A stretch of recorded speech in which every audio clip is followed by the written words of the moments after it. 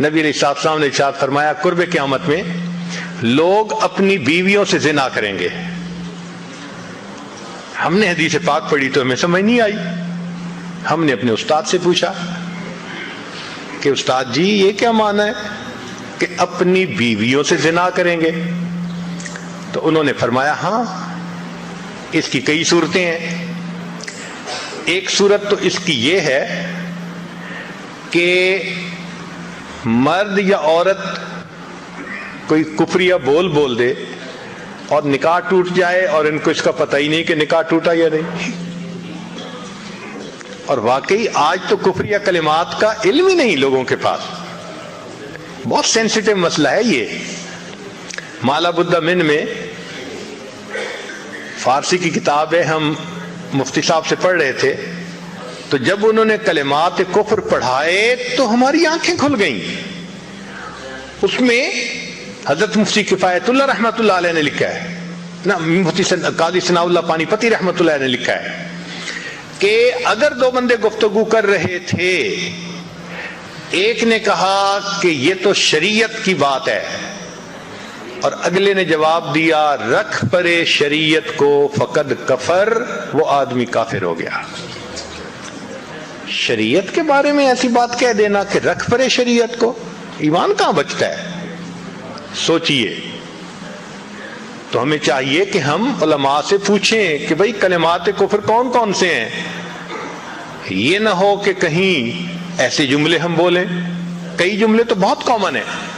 مثلاً علماء نے لکھا ہے کہ کسی نے کہا کہ کہاں رہتے ہو؟ دوسرے نے کہا فلاں جگہ رہتا ہوں. او خدا دے پچھاوڑے, خدا کے پچھاوڑے یعنی خدا کے پیچھے رہتے ہو, فقد کفر, ایسا بندہ کہنے والا کافر ہو جاتا ہے. تو ان کا علم حاصل کرنا ضروری کہ کہیں ہم تو اپنی گفتگو میں کوئی ایسی بات نہیں کہہ جاتے, اور اگر نکاح ٹوٹ گیا تو پھر اپنے ذہن میں میاں بیوی رہ رہے ہیں اور زنا کا گناہ لکھا جا رہا ہے. تو فرمایا کہ مرد قرب قیامت میں اپنی بیویوں سے زنا کریں گے. ایک صورت تو یہ ہے, یہ کفریہ کلمہ بیوی بولے تو بھی نکاح ٹوٹا, خامد بولے تو بھی نکاح ٹوٹا. اور دوسری صورت ایک دوسرے کے ساتھ آرگومنٹس, اور یہ تو ہر گھر کی آج بات نظر آتی ہے. جس گھر میں دیکھو الا ماشاء اللہ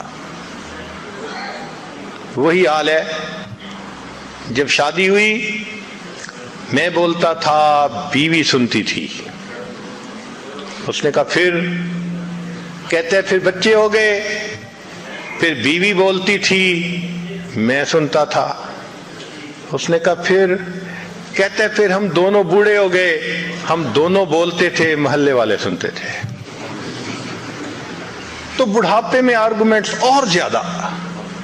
اب ان آرگومنٹس میں ہوتا کیا ہے کہ مرد کی زبان سے کنائے میں طلاق نکل جاتی ہے. کنایا کہتے ہیں کہ لفظ تو طلاق کا نہیں بولا, لیکن بات ایسی کر دی کہ جس کا مفہوم طلاق والا ہوتا ہے, اس کو کنائے میں طلاق کہتے ہیں. اب یہ گناہ بہت زیادہ ہے کہ غصے میں کہہ دیتے ہیں چلی جا, مجھے تیری کوئی ضرورت نہیں آج کے بعد. اس قسم کے الفاظ کہ جس کا نتیجہ یہ نکلے کہ تو میری بیوی نہیں ہے, اس کو کنایا کہتے ہیں. اب اس کے مسئلے بھی سیکھنے چاہیے. بھائی نکاح کیا ہے تو کیسے ٹوٹ سکتا ہے, یہ مسئلے بھی تو آنے چاہیے نا. یہ کہاں لکھا ہوا ہے کہ آپ ٹیکس کے سب مسائل جانتے ہیں, بزنس کے سب کوڈز جانتے ہیں, فلاں کا سب نالج آپ نے حاصل کیا ہوا ہے, اور ایک مومن نکاح کر لیتا ہے اور اس کو نکاح طلاق کا پتہ ہی نہیں ہوتا. یہ کہاں کا انصاف ہے؟ شریعت کہتی ہے علم حاصل کرو. ایسا نہ ہو کہ کنائے میں طلاق ہو جائے, ہمیں پتہ بھی نہ ہو اور میاں بیوی مل کے رہ رہے ہیں.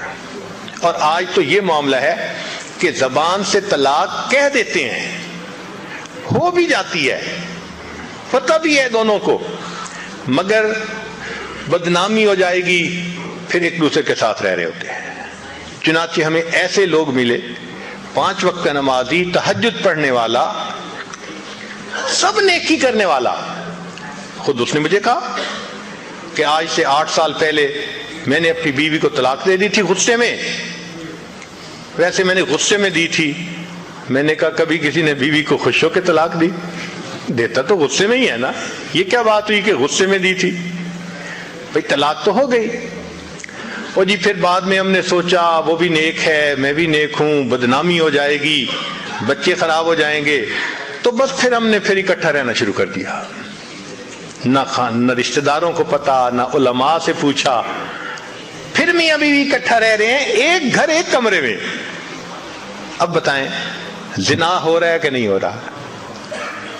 قربان جائیں اس سچے نبی صلی اللہ علیہ وسلم کی مبارک زبان پر 1400 سال پہلے وارن کر دیا تھا کہ قرب قیامت میں لوگ اپنی بیویوں سے زنا کریں گے. آج اس بات کی ضرورت ہے ہم دین کو پڑھیں, دین کو سمجھیں, دین کو سیکھیں تاکہ اپنی زندگی شریعت کے مطابق گزار سکیں.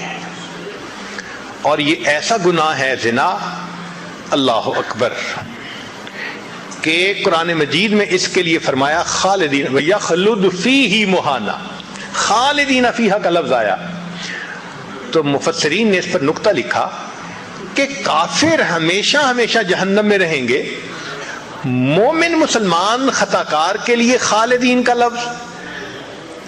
تو مفسرین نے اس کا جواب دیا جی ہاں, یہ آپس میں انوالو تھے نا, تو کہتے تھے ہم کبھی ایک دوسرے کو نہیں چھوڑیں گے, ہم کبھی نہیں چھوڑیں گے ایک دوسرے کو.